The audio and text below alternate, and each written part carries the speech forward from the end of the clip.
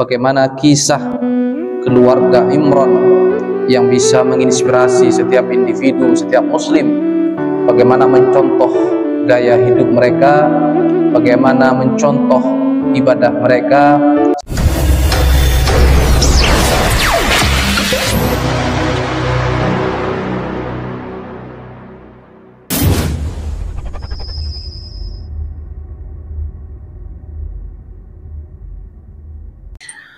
Assalamualaikum warahmatullahi wabarakatuh. Bismillahirrahmanirrahim. Alhamdulillahi rabbil alamin. Allahumma salli wa sallim ala sayyidina wa habibina wa syafi'ina wa maulana Muhammad wa ala alihi wa ashabihi ajma'in. Segala puji bagi Allah, salawat serta salam mari kita bersama-sama haturkan kepada junjungan kita Nabi Agung, Nabi besar Muhammad sallallahu alaihi wasallam. Semoga kita semua senantiasa mendapatkan syafaatnya, mendapatkan pertolongan Allah subhanahu wa ta'ala, dimudahkan rezekinya, dilancarkan segala urusannya, dan kita bersama-sama meninggalkan dunia yang fana ini membawa bekal iman dan takwa kepada Allah subhanahu wa ta'ala. Amin ya rabbal alamin. Hadirin jemaah salat maghrib yang dimuliakan Allah subhanahu wa ta'ala, kita lanjutkan ngaji tafsir Jalalain dalam rangka untuk terus menambah wawasan kita, terutama mengenai masalah Al-Quran, pegangan hidup setiap umat manusia, khususnya umat Islam, dimulai dari belajar mengeja, membaca, kemudian memaknai, memahami, hingga menafsirkan ayat-ayat Al-Quran yang sangat universal, ayat-ayat Al-Quran yang sangat luas jangkauannya, sehingga semakin banyak ilmu yang kita miliki, kita berharap mudah-mudahan semakin baik kualitas ibadah kita, semakin tulus dan ikhlas hati kita di dalam melaksanakan ibadah kepada Allah subhanahu wa ta'ala. Hadirin jamaah salat maghrib yang dimuliakan Allah subhanahu wa ta'ala, kita melanjutkan, kita telah masuk pada surah yang ketiga, yaitu surah Ali Imran, di mana Allah subhanahu wa ta'ala memberikan contoh-contoh berkaitan dengan cerita-cerita masa lalu. Salah satu diantaranya adalah bagaimana kisah keluarga Imran yang bisa menginspirasi setiap individu, setiap muslim, bagaimana mencontoh gaya hidup mereka, bagaimana mencontoh ibadah mereka, sehingga nama keluarga ini menjadi salah satu nama di dalam surah Al-Quran. Allah subhanahu wa ta'ala berfirman, kita mulai dari yang pertama aja ya. Minggu kemarin habis satu ayat. Allah subhanahu wa ta'ala berfirman, Bismillahirrahmanirrahim.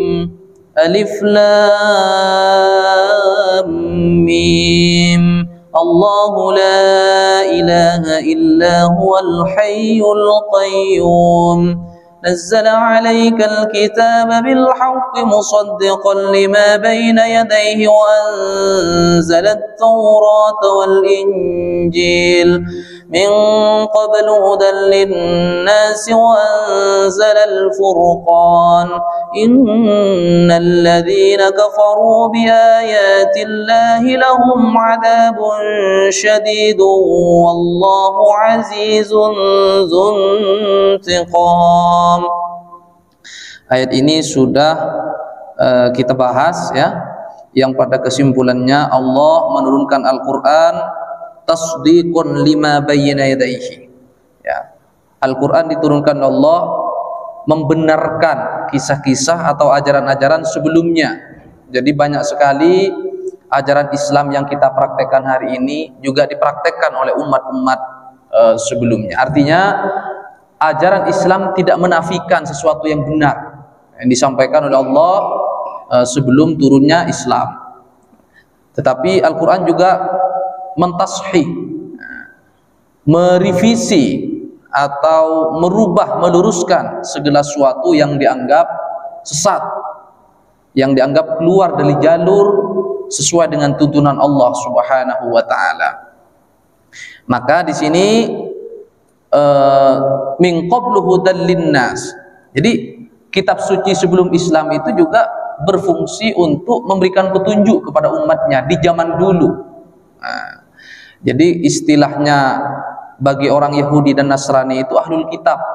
Maka ketika Rasulullah SAW mengirim surat kepada Raja Heraklius, bukan ya ayyuhal kafir, wahai orang kafir, bukan.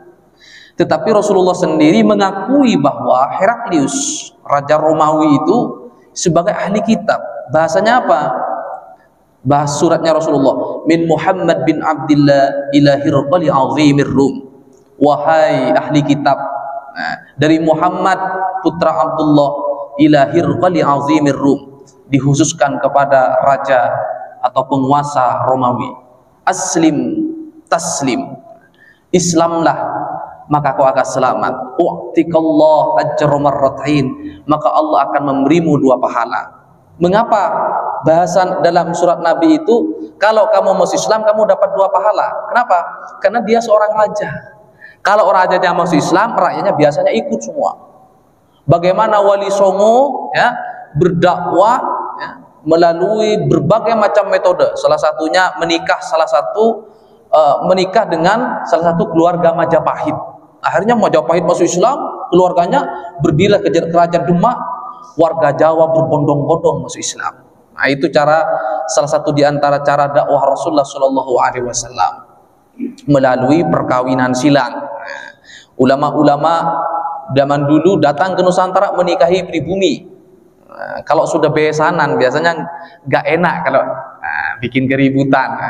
Kalau gontok-gontokan nggak enak, akhirnya baik-baikan. Di bahasanya orang Jawa dulu, sing penting tetap menjaga ketentraman. Walaupun agamanya sudah berbeda. Itu dakwah-dakwah yang dilakukan oleh ulama terdahulu. Rasulullah sendiri tidak menafikan, tidak langsung menyalahkan. Tapi Rasulullah bersifat merangkul. Aslim taslim, Islamlah kamu maka kau akan selamat. U'tikallah ajra marratain, kau akan mendapatkan 2 pahala. Kemudian Rasulullah SAW setelah itu menyampaikan, ya ahlal kitab, wahai ahli kitab, ta'alu ila kalimatin sawa, mari kita. Jadi bahasa Rasulullah kita, bukan kau. Karena kalau mari kamu kembali ke jalan Allah, begini. Jadi bahasa Allah mari kita, saling merangkul. Artinya kalau mengajak kepada orang lain jangan kamu-kamu, terus lu gimana, kan begitu. Kita, bahasanya kita. Sama dengan seorang yang sedang berceramah, tidak semata-mata mengajak jamaahnya saja, termasuk mengajak diri kita sendiri.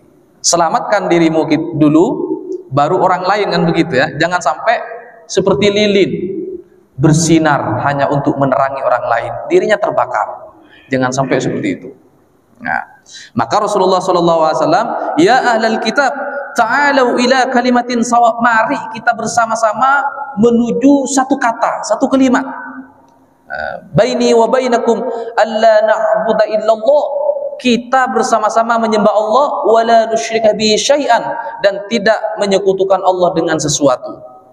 Sudah tahu bahwa tradisi agama Nasrani zaman itu sudah mulai melenceng dari aslinya ya. Ketika agama Nasrani itu lahir di wilayah Timur Tengah, kalau sekarang di daerah Israel lah, daerah Palestina sekarang ya, sekitar Jordan di situlah, kemudian berasimilasi ke Eropa, kemudian ke wilayah barat Afrika, di situ mulai banyak penyelewengan. Jadi agama sebelum Islam, Yahudi dan Nasrani awalnya itu agama yang lurus, agama yang benar. Tapi seiring perjalanan waktu semakin bengkok, Al-Quran datang meluruskan kembali bahwa agama yang dibawa Allah, yang dibawa Rasulullah ini adalah innad dina indallahil Islam. Wa may yabtaghi ghairal islami dinan falyuqbala min. Barang siapa yang menjadikan agama selain Islam, maka tidak diterima oleh Allah Subhanahu wa taala. Nah, waktu itu dakwah Nabi selain ke kerajaan Heraklius yang beragama Nasrani, juga mendakwahkan orang-orang Majusi sekarang di Somalia ya, yang menyembah api. Satunya bertuhan ya, cuman sudah mulai melenceng. Satunya nggak percaya Tuhan, Tuhannya api. Ya kan? Jadi definisi syirik kafir itu berbeda-beda ya. Kalau syirik, dia percaya adanya Allah, tapi juga percaya melalui perantara. Jadi kalau kita lihat, kok kamu nyembah patung? Enggak, dia juga nyembah Allah, tapi melalui perantara apa? Patung. Kok kamu nyembah pohon? Enggak, nyembah Allah tapi melalui kekuatan lain. Itu yang dimaksud dengan syirik ya. Syirik itu ada dua, ada syirik jali, ada syirik khafi. Syirik jali itu membuat orang menjadi murtad. Contohnya, ada orang nyembah patung, dia meyakini ada kekuatan di dalamnya, ada Tuhan di dalamnya, itu jatuh murtad. Atau deklarasi, saya ingin nyembah matahari misalnya, nyembah gunung, deklarasi, disampaikan kepada orang, ngajak orang lain nyembah matahari, maka jatuhlah murtad. Ini syirik yang pertama. Syirik yang kedua, syirik khafi, syirik yang samar. Kalau tidak karena aku tolong, tadi itu mati orang itu. Kalau tidak aku cepat antar ke rumah sakit, kelewat nyawanya. Nah, itu syirik khafi ya. Seakan-akan menggantungkan dirinya, lupa bahwa segala sesuatu telah diatur oleh Allah. Ini syirik, hati-hati ya. Tapi tidak sampai meruntuhkan iman ya. Hati-hati dengan syirik khafi ini. Banyak contohnya. Kalau saya tidak makan, mati saya. Padahal kematian di tangan Allah Subhanahu wa ta'ala. Model-model syirik yang samar ini menjadi penyakit hati dan tidak sampai menjatuhkan seorang itu murtad atau keluar dari agama Islam.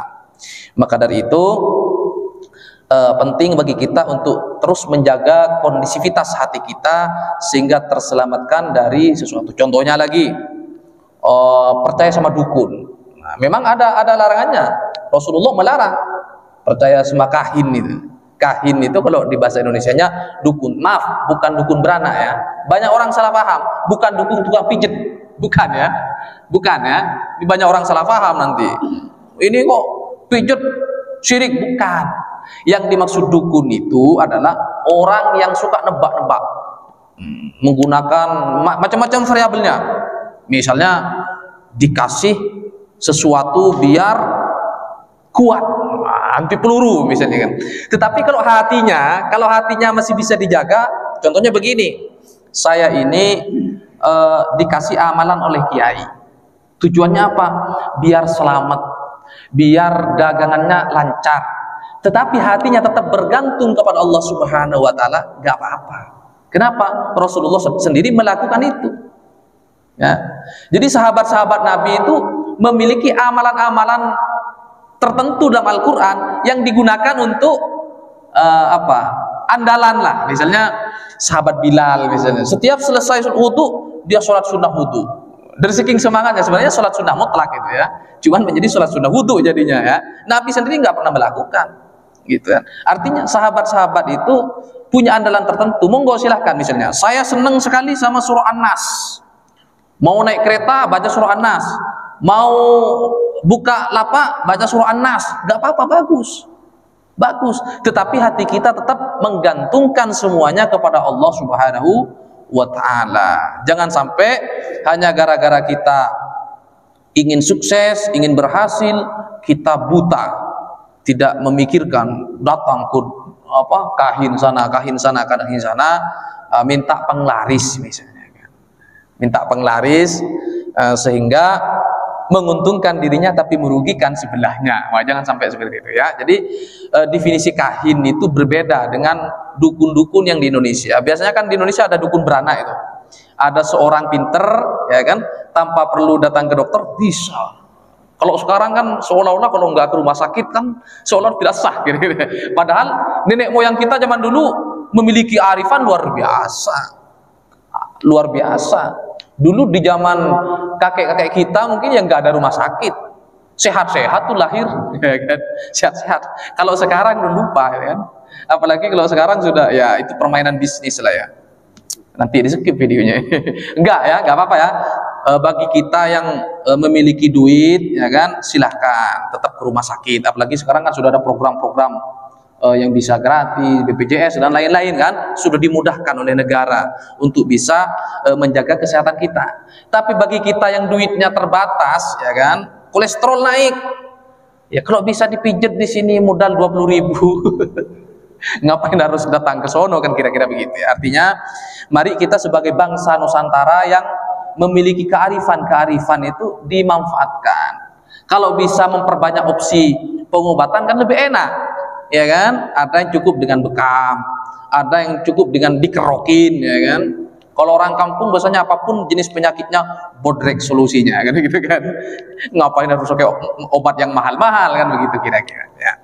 Semuanya yang penting kita saling menjaga kearifan itu. Sampai di mana ini? Sampai di bodrek ya. Sampai lupa saya. Jadi syirik itu dibagi dua, sekali lagi syirik jali yang sampai menjadikan seorang itu murtad keluar dari agama Allah. Yang kedua syirik khafi, syirik yang sangat samar, ya, yang tahu hanya kita dan Allah Subhanahu wa taala. Maka dari itu kita mesti harus hati-hati. Kemudian yang kedua kafir. Nah, di sini dijelaskan nih. Innalladzina kafaru biayatillahi lahum adzabun syadidun wallahu azizun dzuntiqam. Innalladzina kafaru, sesungguhnya orang-orang yang kafir. Apa bedanya kafir dengan syirik? Kalau syirik menyembah Allah tapi disekutukan. Jadi dulu di Mekah itu dia menyembah Allah tapi ada patung di sekitar rumah. Kemudian yang kedua orang kafir. Siapa orang kafir ini? Apa definisi kafir? Kafir itu banyak sekali artinya. Rabbana ighfir lana dzunubana wa kaffir 'anna sayyi'atina. Bukan kafir itu artinya. Ya. Kalau pakai Quran terjemahan bisa tersesat itu. Wa kaffir 'anna sayyi'atin, hapus ya Allah dosa-dosa kami. Jadi artinya kafir itu bisa meniadakan.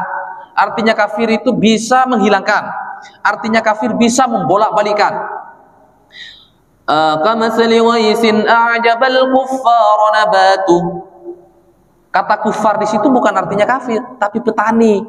Lihat surah Al-Hadid. Kamatsali ghaisin a'jabal kuffar, laksana hujan yang turun a'jabal kuffar, yang membuat kagum para petani. Lama tidak turun hujan. Kalau di Indonesia sering ya. Kalau di Mekah dulu setahun sekali. Terus belakangan semakin sering turun hujan di Arab ya. Dulu di zaman Nabi setahun sekali hujannya. Maka ketika hujan turun diibaratkan dalam Al-Quran kamatsali ghaisin a'jabal kuffar nabatu. Para petani terkagum-kagum.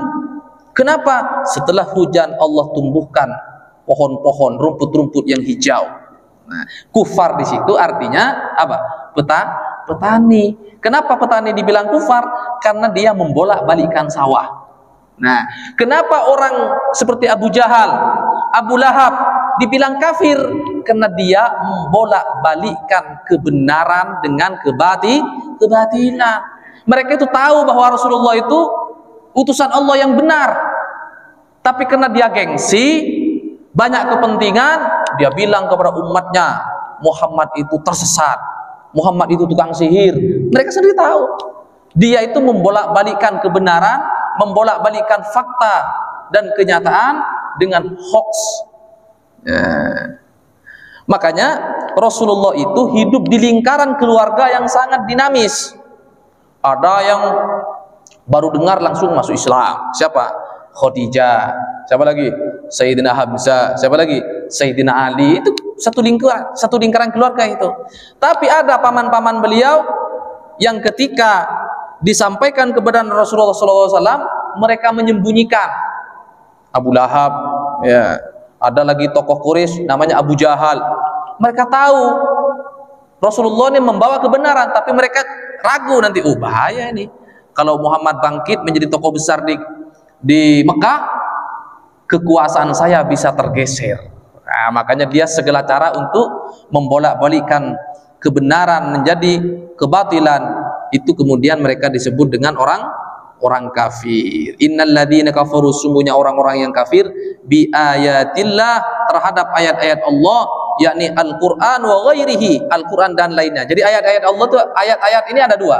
Ada ayat kauniyah, ada ayat-ayat Al-Quran, ada teks ya, ada ayat-ayat tanda-tanda kekuasaan Allah yang sifatnya tekstual yaitu Al-Quran, ada ayat-ayat kauniyah. Jadi definisi membaca ayat-ayat Allah itu ya bukan hanya Al-Quran. Alladzina yadhkurunallaha qiyaman wa qu'udan wa 'ala junubihim wa yatafakkaruna fi khalqis samawati wal ardh. Berpikir tentang kehidupan ini juga membaca ayat-ayat. Nah, tapi kata Nabi, man arada ayyatakallam ma'allah falyaqra'il Qur'an. Barang siapa yang ingin berbincang-bincang dengan Allah, bacalah Al-Qur'an. Makanya di sini Al-Qur'an wa ghairihi, Al-Qur'an dan lainnya. Jadi ayat-ayat Allah itu Al-Qur'an dan juga lain-lainnya. Lahum adzabun syadidun, maka orang-orang kafir itu nanti diancam dengan siksa yang pedih, yang kuat ya. Kemudian ayat selanjutnya, innallaha la yakhfa 'alaihi syai'un fil ardi wala fis sama'. Sesungguhnya Allah la yakhfa, tidak ada yang samar bagi Allah, syai'un, segala sesuatu, kainun, yang ada, fil ardi wala fis sama', di langit dan di bumi. Semua berada di dalam kekuasaan Allah Subhanahu wa taala, mulai dari sesuatu yang besar sampai sesuatu yang terkecil yang luput dari penglihatan manusia, semuanya itu berada di bawah penguasaan Allah Subhanahu wa taala. Huwallazi, huwa, dia Allah, alladzi yusawwirukum fil arham, yang membentuk, yang membuat dirimu fil arham, di dalam kandungan. Jadi Allah yang membentuk manusia, nanti lahirnya ada yang ganteng, ada yang cantik, yang putih, yang ireng, yang sawo matang, yang tinggi, yang pendek, yang sempurna, yang tidak sempurna, sampai nama-namanya itu semua sudah ditakdirkan oleh Allah Subhanahu wa taala. Sudah dicatat semua di Alam Ghazali itu. Nanti pada tahun segini-segini ya kan akan lahir Ustadz Maulana, misalnya kan. Dilahirkan tahun segini Ustadz Maulana kemana? Tahun segini Ustadz Maulana kemana? Tahun segini Ustadz Maulana aktif di masjid. Terus dicatat sampai kita menutup usia. Sudah dicatat oleh Allah Subhanahu wa taala. Maka ada cerita di zaman Nabi Musa itu, ada orang kabur dari kematian, takut mati, dia kabur ke sebuah negeri. Nyampe di sebuah negeri, dicabut nyawanya oleh Allah Subhanahu wa taala. Ternyata di dalam azali, di takdirnya ditulis, orang itu nggak bakal mati kalau belum nyampe ke sana. Ternyata menjemput kematian. Makanya kita jangan takut mati. Kita takut kepada Allah, khawatir kita tidak siap membawa bekal iman dan takwa kepada Allah Subhanahu wa taala. Ada orang yang semangat menjaga kesehatan, disenggol truk. Ada orang yang kekurangan gizi. Ada orang yang susah cari makan, awet sampai sepuh, ya kan? Awet panjang umur, ya kan? Semua makanan enak dimakan, ya kan? Nah, jadi semuanya sudah diatur oleh Allah Subhanahu wa taala, tetapi kita tetap harus ikhtiar, kita harus tetap berusaha. Jadi ada, ini soal kematian ya. Kata Allah itu kullu nafsin za'iqatul maut. Setiap jiwa pasti mengalami kematian. Kita yang hidup ini hanya nunggu antrian. Nunggu antrian ambulans sudah standby tadi. Mana tadi? Nah, sudah standby. Katanya siap ngantar ke Jawa. Udah berapa kali ke Madura katanya. Siap. Jadi yang harus disiapkan ini bekal kita. Ya. Bukan bagaimana kita selamat dari kematian, enggak bakal selamat. Semua hanya nunggu antrian. Nah, ambulans standby. Gitu ya. Kullu nafsin za'iqatul maut wa innama tuwaffawna ujurakum yaumal qiyamah. Semua pahala-pahala termasuk dosa-dosa yang kita lakukan nanti dikumpulkan di hari kiamat. Makanya kita harus mempersiapkan bekal kematian. Tidak perlu berpikir menunda kematian. Itu tidak ada dalam ajaran Islam. Ya, semua berada di tangan Allah Subhanahu wa taala. Alladzi yusawwirukum fil arham kaifa yasha. Ya, semua sudah dikehendaki oleh Allah Subhanahu wa taala. La ilaha illa huwa. Tidak ada Tuhan kecuali Dia. Ini cara Allah mengenalkan, ya, la ilaha illa huwa. Maksudnya tidak ada Tuhan kecuali Allah. Kadang-kadang la ilaha illa ana. Tidak ada Tuhan kecuali aku. Jadi sangat beragam Allah memperkenalkan dirinya kepada manusia itu.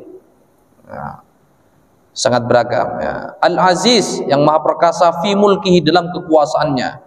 Jadi semua ini berada di bawah kekuasaan Allah Subhanahu wa taala. Makanya Fir'aun itu, ya, Fir'aun itu dihancurkan oleh Allah Subhanahu wa taala karena kesombongannya. Jadi orang sombong itu sebenarnya secara tidak langsung dia sedang mengakui dirinya Tuhan. Oh, kalau enggak karena saya habis dia, misalnya kan. Kalau tidak saya, Indonesia ini belum merdeka, misalnya kan. Itu sombong, itu sesungguhnya telah mencaplok sifat Allah Subhanahu wa taala. Kalau Allah berhak dong, wong semuanya milik Allah, semau-maunya beliau. Tapi kita makhluknya ini kecil, tidak ada gunanya kita ini, tidak ada harganya kita ini, ya. Al-Hakim, Allah maha bijaksana fi sunaihi, di dalam penciptaannya. Sona'a ini memproduksi, ya, membuat. Jadi Allah ini maha bijaksana, ya. Ada orang yang diciptakan hidupnya susah banget, ya, susah banget, tiap hari ribut sama keluarganya, tapi punya anak banyak.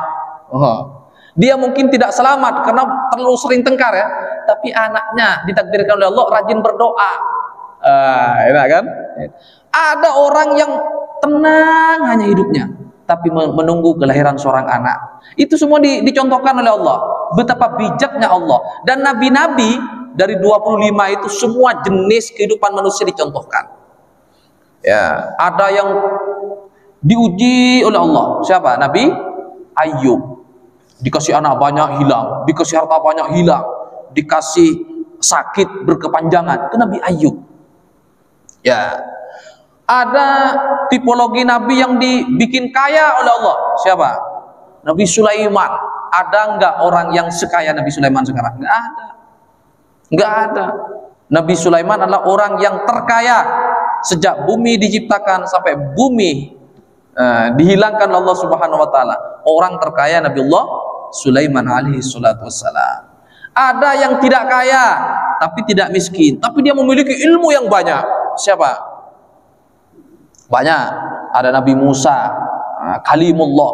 Sampai Nabi Musa ini dikatakan sebagai jubirnya Allah Subhanahu wa taala. Cerdas. Nabi Musa ini suka protes dari saking cerdasnya. Suatu ketika ditanya oleh umatnya, "Siapa wahai Musa yang paling pintar di sini?" "Aku." Memang benar. Benar, tidak ada di saat itu orang yang secerdas Nabi Musa alaihissalatu wassalam. Tapi ditegur oleh Allah. Musa, kamu jangan sombong, ya kan? Jangan sombong. Di dunia ini selain dirimu ada yang lebih cerdas. Siapa ya Allah? Silahkan cari. Dicari, ketemu dengan Nabi Khidir. Nah, itu diceritakan dalam surah Al-Kahfi. Ya. Ketemulah dengan Nabi Khidir. Ternyata ilmunya Nabi Khidir ilmu hakikat. Nah, ilmunya Nabi Musa ilmu syariah.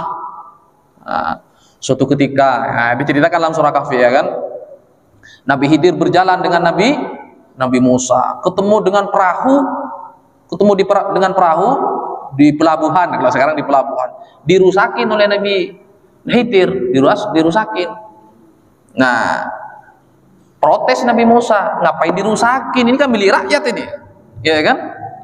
Nah, ini kalau rusak rakyat kan nggak makan, nanti nggak bisa nelayan, ya kan.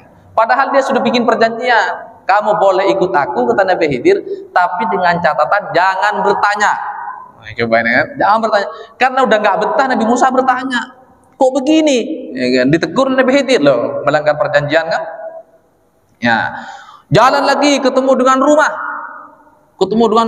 di sebuah perkampungan dirusak oleh Nabi Khidir. Ya, udah tahu itu rumah itu milik anak yatim, ya kan? Dirusak, protes lagi Nabi Musa. Jadi banyak sekali cerita-cerita itu ya yang membuat Nabi Musa ini protes. Akhirnya dijelaskan oleh Nabi Khidir, mengapa saya rusak perahu ini? Ya, karena Nabi Khidir tahu di sebelah sono sudah ada perompak yang nungguin. Kalau perahunya ini kebagusan, nanti dirampok ini, ya kan? Dibikin rusak dulu biar aman.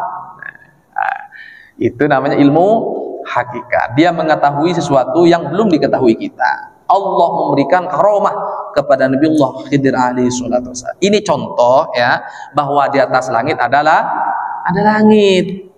Mungkin kita pintar di bidang ini, tapi awam di bidang yang lain. Kan begitu kan? Ahli di bidang sains, awam di bidang ekonomi. Ahli di bidang agama, awam di bidang yang lain. Makanya tidak ada alasan bagi kita untuk sombong. Semua di sini belajar, termasuk saya belajar. Saya memahami ilmu ini, tapi banyak sisi lain saya yang tidak ketahui. Maka disitulah kita memohon kepada Allah untuk diselamatkan dari sifat sombong. Ya. Kemudian ada juga jenis-jenis makhluk Allah, jenis-jenis Nabi Allah yang ini Nabi Musa ya. Nabi Musa dengan segala kelebihannya, Nabi Musa kembali ke Nabi Musa, lupa.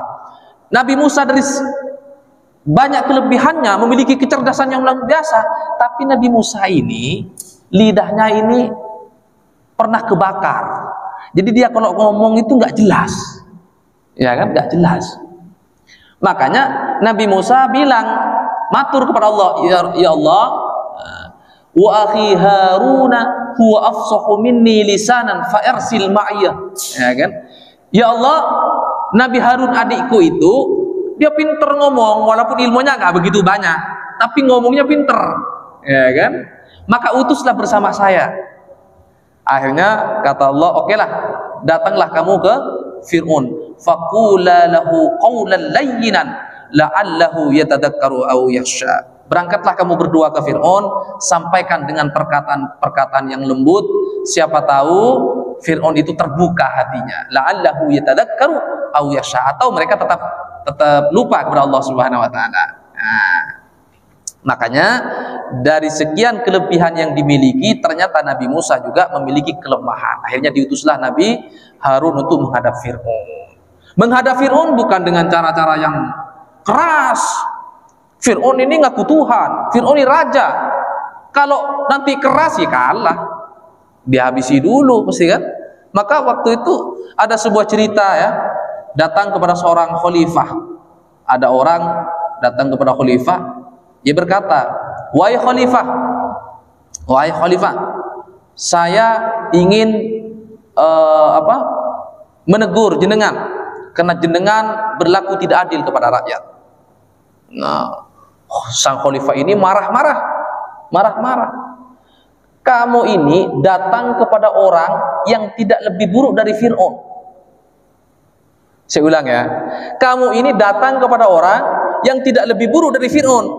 Walaupun keputusan saya, kebijakan saya sebagai raja, sebagai khalifah salah misalnya, tapi saya kan masih beriman kepada Allah. Kamu ini datang kepada orang yang tidak lebih buruk daripada Fir'aun. Mengapa kamu menyampaikan sesuatu yang lebih buruk daripada apa yang disampaikan Musa? Nabi Musa disuruh menyampaikan ke Fir'aun saja dengan lembut. Masa kamu menyampaikan kepada saya yang masih beriman kepada Allah ini dengan cara-cara yang tidak lembut? Nah, penting nih menjadi pelajaran. Kan kadang-kadang kita ini tegas. Ada tempatnya juga. Ya. Kalau kita menegur orang di depan banyak orang, bukan membenarkan, bukan memperbaiki namanya, tapi menjatuhkan. Kalau kita datang kepada seorang raja, sampaikan diam-diam, raja, panjenengan ini sudah salah, sudah melanggar konstitusi, kira-kira begitu ya. Panjenengan ini harus banyak berbenah diri misalnya, tapi disampaikan dengan lembut, tidak ada orang.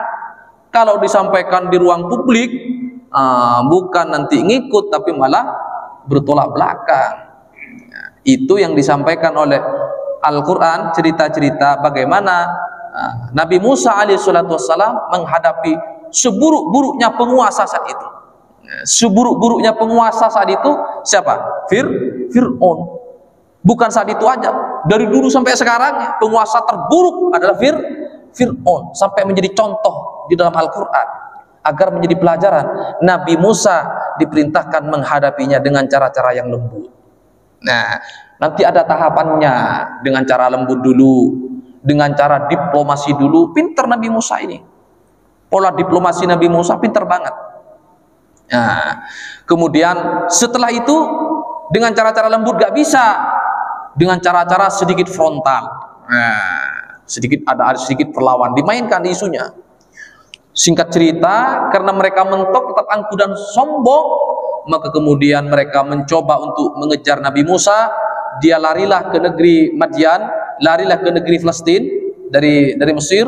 Kemudian Nabi Musa dalam kondisi terdesak, berhadapan dengan laut, di belakang musuh, di depan lautan. Kemudian dengan mukjizatnya Allah perintahkan memukul tongkatnya, terbelah lautan. Nabi Musa melewati. Di saat pasukan Fir'aun melewati laut, tenggelamlah mereka. Setelah Fir'aun tenggelam, apa yang disampaikan oleh Fir'aun? Apa? Gimana ayatnya itu? Inni amantu bi Rabbi Musa wa Harun. Ya Allah, saya iman kepada Tuhannya Musa dan Harun. Sudah menyesal, tapi nyawanya sudah berada di tenggorok. Akhirnya ditolak oleh Allah Subhanahu wa taala. Makanya mumpung kita masih sehat ini, segera bertobat kepada Allah sebelum malam yughir, sebelum nafas kita sampai di tenggorokan. Fir'aun bisa menjadi contoh, nafasnya sudah terengap-engap, ya, sudah ada di tenggorokan, baru dia bilang amantu bi Rabbi Musa. Saya beriman kepada Tuhannya Musa dan Harun. Sekarang sudah sia-sia. Akhirnya singkat cerita, jasad Fir'aun ini diselamatkan oleh Allah Subhanahu wa taala. Sampai sekarang bisa kita cek, bisa dilihat, bisa kita lihat di museum di Mesir. Jasad Fir'aun masih utuh. Ada ayatnya itu, al-yauma nunajjika bi badanika litakuna liman khalfaka ayah. Pada hari di mana aku selamatkan jasadmu, litakuna, supaya jasadmu itu, kata Allah, litakuna liman khalfaka ayah, menjadi bukti-bukti kebusukanmu, bukti-bukti keburukanmu bagi orang-orang yang lahir setelah dirimu. Biar kita percaya bahwa cerita Fir'aun bukan cerita fiktif, bukan cerita fiksi. Biar membuktikan bahwa Fir'aun itu betul-betul ada, apa yang diceritakan Quran betul-betul apa adanya, maka sengaja Allah selamatkan. Wa fi riwayatin, jasad Fir'aun itu ketemu di dasar laut, kemudian dimumi, ya, dimumi sampai hari ini masih ada jasadnya. Jadi Raja Mesir itu banyak, salah satu diantaranya adalah Ramses Tsani. Ramses yang kedua ini yang kemudian mendapatkan gelar Fir'aun itu. Jadi nama rajanya Ramses, ya, Ramses II. Ramses yang lain banyak. Ya.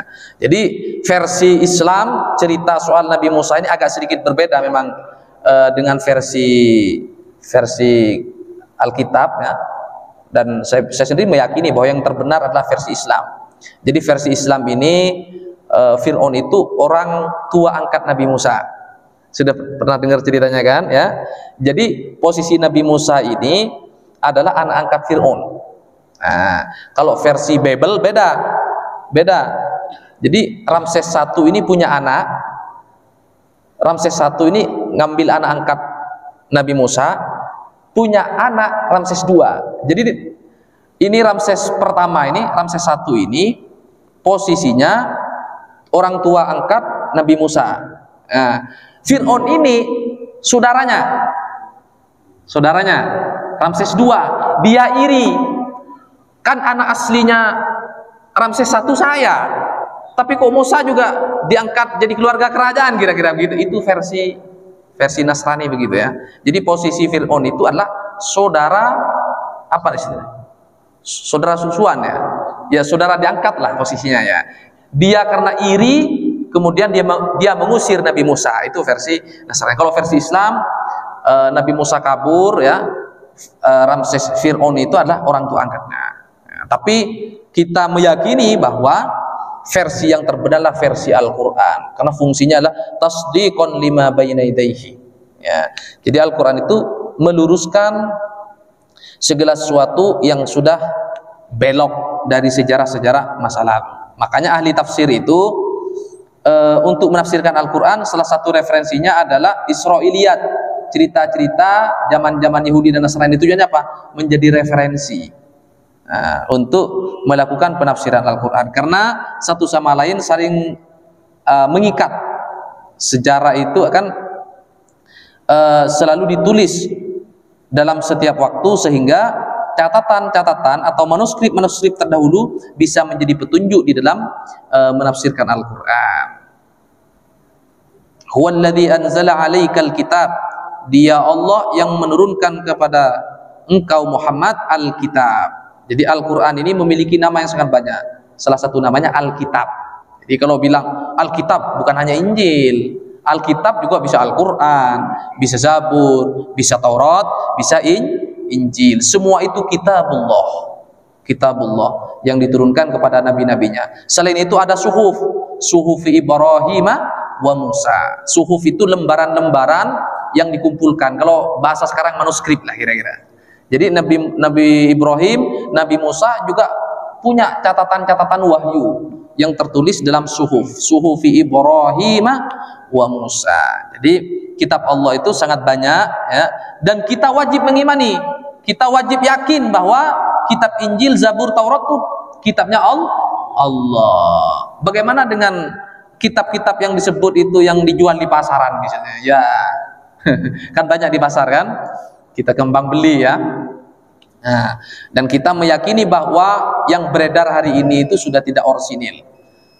Sudah, Masya Allah, cepat sekali ya. Bentar ya, kita sampai selesaikan. Huwallazi anzala 'alaikal minhu ayatum muhkamatun hunna ummul kitab. Istilah Al-Quran juga ummul kitab. Wa ukhra mutasyabihat. Jadi Al-Quran ini ada ayat muhkamat, ada ayat mutasyabihat. Para ulama itu berbeda pendapat. Apa ayat muhkamat? Ada yang bilang ayat-ayat yang mengandung unsur hukum. Ada yang mengatakan yang dimaksud dengan muhkamat, ya, wadihat ad-dalalah, ayat-ayat yang jelas menjadi petunjuk hukum. Contohnya misalnya hukum mencuri, as-sariqu was-sariqu wa tufaqqu aydahuma, hukum orang yang berzina, az-zaniyatu waz-zani fajlidu kullawa, hukum minum khamar, innamal khamru wal maisiru wal ansabu rijsun. Hukum yang jelas itu ayat-ayat muhkamat. Kemudian ayat mutasyabihat. Nah, ini ulama juga berbeda pendapat tentang ayat-ayat mutasyabihat. Karena waktunya sudah habis, insyaallah materi selanjutnya kita akan bahas khusus tentang perbedaan ayat-ayat muhkamat dan perbedaan ayat-ayat mutasyabihat. Mudah-mudahan bermanfaat bagi kita semua.